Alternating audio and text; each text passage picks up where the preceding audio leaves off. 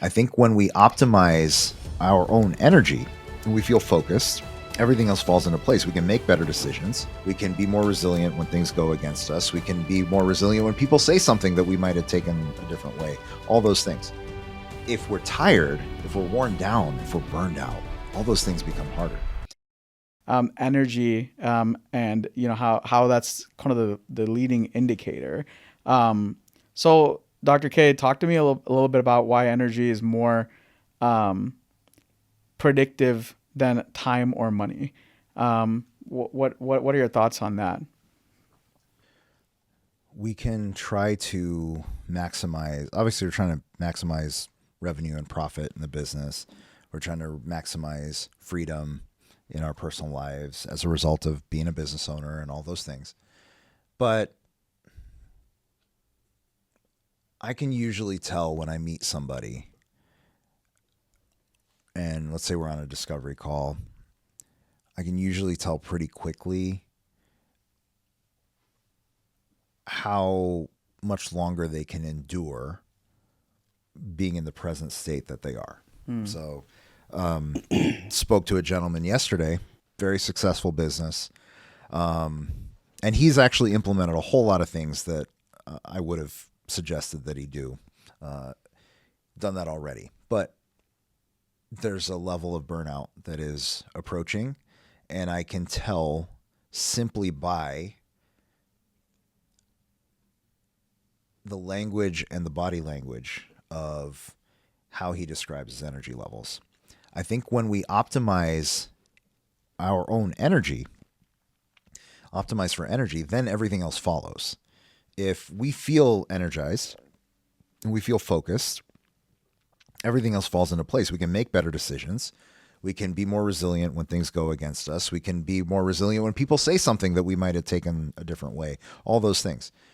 And so if we're tired, if we're worn down, if we're burned out, all those things become harder.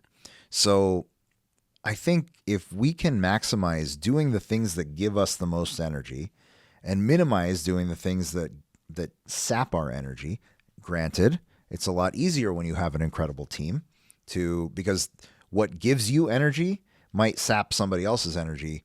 Like if I asked you to be a daydreamer and definitely if I asked you to be the executor, it would sap all your energy, right? So if you lean into the thing that you're great at, it's going to give you more energy. If you lean away from things. Now, smaller teams, solopreneurs, you got to wear all the hats. It becomes a little difficult, but that is one of those things that knowing.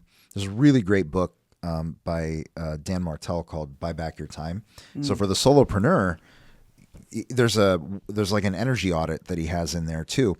So for a solopreneur, it's helping you figure out, okay, what are the tasks that really sap my energy?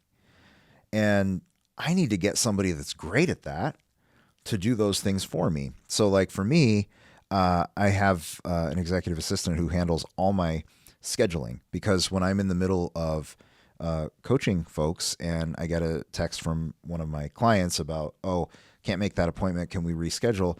In my head, it would be like, oh, right, I got to get back to so-and-so about such and such. And it's just like, and then there's the whole back and forth. And I don't enjoy that. I want to be doing this, right? She loves doing those little details. She's like, oh, yes, let's fix this up. And so it's perfect. It's that perfect harmony. Obviously, in the beginning, I couldn't afford any of that. So you had to do the best you can, right? But it's being able to identify there's only two non-renewable resources that we have: our time and our attention. If we spend our time, we're never getting it back. If I give my attention away, I'm never getting it back, which is also why it's so important. We're tying this back to everything else. Work with the customers that you want to work with. And for those that aren't a good fit, say no, because you're giving them your time, you're giving them your attention, your energy. And if that saps the energy from you, now you're going to be that much less capable of handling whatever comes up going forward. So instead of, yes, money is important and all the, taking care of the people and your customers, everything's really important. But if you take care of that, your energy first, that will ensure that everything else falls into place that much easier. Yeah. I think just a real life example, and this really takes, it's getting a little personal between Marc and I, but 6-7 months ago, we were kind of at a position with MakerFlow where things were a little rough. We were just like, what do we do? And, a lot of the things that we talked about today, I feel like because, you've been part of MakerFlow, you've been teaching this to us and we've been practicing this. And I feel like there were so many times that our energy did go haywire. There were some days that we were just like, you know what, this is not even worth it anymore. And there were some days that and we had to pull ourselves out of it. And the only reason that the ups and downs were so crazy, like it just felt like nothing was worth it, right?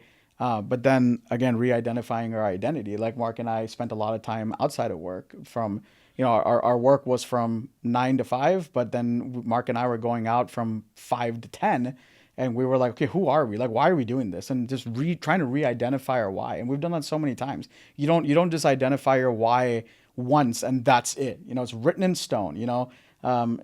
So I think we have practiced this, and again, just to reiterate, we've personally gone through this, and it's always reimagining your why. And I think now we are come to a place where things are set. We love the way things are going. I noticed that no matter what confrontation problems we come into, our energy is like, we're going to solve this and we're moving forward. There's nothing that can stop us now. Like, come at me, right? Come at me and try to take me down. Yeah. You want 100,000 units, and I don't want to take the order, right? And I think there's a place where I'm not being complacent, but I know like what I want now, right? And I can respectfully say like, hey, if you don't value that I'm trying to service value, and you're telling me in my face that you don't care, well, then it's not. I'm not saying I don't care. I'm not servicing that. That's not part of my menu to service. But you know what? There's probably another company that's a better fit for them anyway. Well, exactly. And they will get what they want. That other company will get what they need, and that's a match that's what they're looking for. Right. And I hope, and the hopes and the dreams is that in doing all this, that customer and client, if this doesn't work out, remembers that. Yeah. And in the future, when they do want something quality, they'll remember me for it. And if they don't, that's totally fine. But I think this is so brilliant. This whole segment is making me realize that I think the most underrated and undervalued thing is mindset, because I think what has helped Marc and I through this entire journey has been our mindset, because I think we would first break because of being demotivated by not having the energy to keep going, and service our customers at MakerFlow. And it would make it so much more difficult if our mindset was not straight, right? And so this whole thing is making me realize, up to the energy, that it's so important to have these things in line. Going back to what you said about 6-7 months ago when things were in a really rough spot, I remember the conversations that we had around that time, where I remember specifically saying to you, John, mm-hmm. I have never seen you like this. Mm-hmm. In 5+ years, I've never seen you this negative. Yeah. And that told me, okay, we got to do something different. And, Marc, you're like this very uplifting, high energy guy, and the world had beaten you down, plus some other personal challenges as well. So you put it all together, it's difficult. And I knew at that time, you remember I told you both this separately, that if I were to look through all the people that I know and the people that I get to work with, and you were to draw up this specific challenge that you're dealing with, right? If I got to pick who was going to be the CEOs to handle that situation, I'd pick you guys. That you are the ones that are perfectly cut out to solve that problem at hand. Because at that point in time, you didn't feel like you could, or you didn't feel like it was worth. But I asked you a couple specific things, which was, if you didn't have MakerFlow, what would you do? Right? There wasn't a clear answer. And the second part is, well, what is your favorite part of owning this business? Guess what?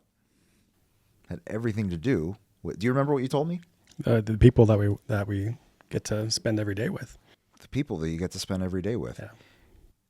And you had reiterated something that you had told me a couple years actually prior, when I asked you, okay, when things get hard, it was almost foreshadowing at that point, right? Things are going to get hard at some point. It's the cycle of business. Why do you love this? Like, you're taking on all this debt, all this risk. You have everybody's livelihood on your shoulders. You're thinking about everybody's payroll, their livelihood. If something goes wrong, everybody loses. Like, all the customers that you lovingly serve, where are they going to go? All this pressure on your head that I know keeps you up every night, right? And so why do you do it? You could get a job somewhere else and make decent money, whatever else, but why do you choose to do this? And it was ultimately that. What other vehicle can you have other than a business like this to hire incredible human beings and give them a place to work and that's fun to be at and challenging, and we all get to grow together, and all your outside the box benefits like this guy, and all those things. Like, what other vehicle would allow you to do that? So are you going to fight through this and figure this out, or are you going to let it fizzle away? And I remember with you specifically, Marc, because you're not a sports guy, and I was like, what do you think Tom Brady said to his team when they're down 28-3 at halftime in the Super Bowl against the Falcons? Nobody's ever come back from something like that before. You can't lean on, hey, back 30 years ago, some team did this. No, all you've got is, this is what we stand for. This is what we believe in. It's why it's so important to know what your why is in the first place. Because I think if you didn't have that, it would have been a lot harder to reimagine. Now, you had part of that reimagining is learning how to say no to things, right? Like you talked about with that order, and say like, okay, you know what?